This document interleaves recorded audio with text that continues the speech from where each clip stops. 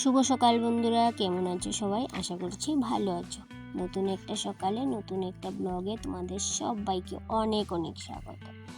তো সকালে সব কাজকর্ম শেষ, রান্নাবান্নাও শেষ করে নিলাম। আর এখন বাজে সকাল 10টা। তো ব্লগটা আমি 10টা থেকেই শুরু করলাম। তো সিলিন্ডার ধোয়ার কারণ, সিলিন্ডারটা রান্নাঘরে লাগানো ছিল। তো ঠাকুরকে একটু পায়েস করে দেব, সেই জন্য সিলিন্ডারটাকে রান্নাঘর থেকে খুলে নিয়ে আসলাম। তাই সকাল সকাল রান্নাটা করে নিয়েছি। আর সিলিন্ডারটাকে ধুয়ে নিচ্ছি ভালো করে, কারণ রান্নাঘরে তো মাছ মাংস রান্না করি, তো ছোঁয়াছুঁই তো লেগে যায়, সেই জন্য ভালো করে ধুয়ে নিতে হচ্ছে আমাকে সিলিন্ডারটাকে। আজকে ছেলের জন্মদিন, তাই জন্য ভাবলাম ঠাকুরকে একটু পায়েস করে দেই। তো সব সময় তো ঠাকুরকে দিতে পারি না, কোনো পূজা পার্বণ ছাড়া তো ঠাকুরকে পায়েস করে দেওয়া হয়ে ওঠে না। তো সেই জন্য ছেলের জন্মদিন উপলক্ষে ঠাকুরকে পায়েস করে দেব। তো আমি প্রত্যেক বছরই ঠাকুরকে পায়েস করে দেই জন্মদিনে কেক না কাটা হলেও আমি ঠাকুরকে পায়েসটা অন্ততপক্ষে করে দিই। আর যে বছর আমরা ঘোরাঘুরি বেরিয়ে যাই, সেই বছর আর করা হয়ে ওঠে না। তো এবার কিন্তু আর ঘোরাঘুরি করতে যাব না, বাইরে বেরোবো না, সেই জন্য ঠাকুরের কাছে একটু পায়েস করে দেব। স্নান টান সেরে নিলাম, তারপর সোজা চলে আসলাম। ঠাকুরের একটা গ্যাসের স্টোভ ছিল, সেটাকে বের করে নিচ্ছি।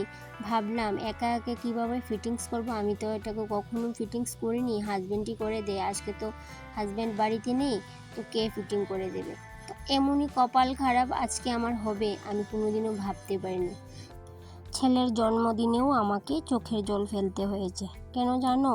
একে তো হাজব্যান্ড এমন জুড়ে আমাকে ধমক দিল, তার উপর আবার বলছে পায়েস করে দিতে হবে না, যা আছে তাই দিয়ে নাও পুজো। এই কথাগুলো কেন শুনতে হয়েছে আমাকে জানো বন্ধুরা? কারণ আমি রেগুলেটরটা লাগাতে গিয়ে রেগুলেটরটা ভেঙে ফেলেছি। কথাগুলো শুনে সত্যি চোখের কোণে অনেকটা জল চলে এসেছিল। যতটা না হাজব্যান্ডের কথা শুনে জল এসেছিল, তার থেকেও বেশি জল আসলো ও যে বলল পায়েস করে দিতে হবে না, সেই জন্য। কিছুক্ষণ সময় ওই জায়গায় থমকে দাঁড়িয়ে রইলাম। তারপর ভাবলাম যা হবার হবে, যাভাবে পারি রেগুলেটর জোগাড় করে পায়েস তো আমি করবই। দরকার পড়লে ইট দিয়ে মাটির চুলা তৈরি করব, তাও ছেলের জন্মদিনে আমি ঠাকুরকে পায়েস করে দেব।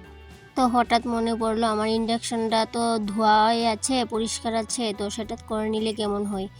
তো যেমন ভাবনা তেমন কাজ, চটপট আমি ইন্ডাকশনে পায়েসটা করে নিয়েছি। তারপর সোজা চলে আসলাম ঠাকুর করে। তো ছেলে আবার 11 বছর কমপ্লিট হলো, তো সেই জন্য আমি 11টা মোমবাতি ঠাকুরের কাছে জ্বালিয়ে দেব।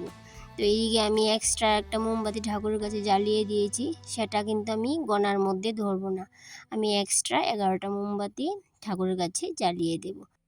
কেক কাটাটা আমার কাছে স্পেশাল না, এই যে ঠাকুরকে একটু পায়েস করে দিলাম, তাতেই আমি অনেকটা হ্যাপি। আমার গ্রাম্য জীবন যাপন যদি তোমাদের ভালো লাগে, অবশ্যই পরিবারের সদস্য হবার আমন্ত্রণ রইল। আর আমি কিন্তু আমার ছেলের জন্মদিনটা এইভাবেই পালন করি প্রত্যেক বছর।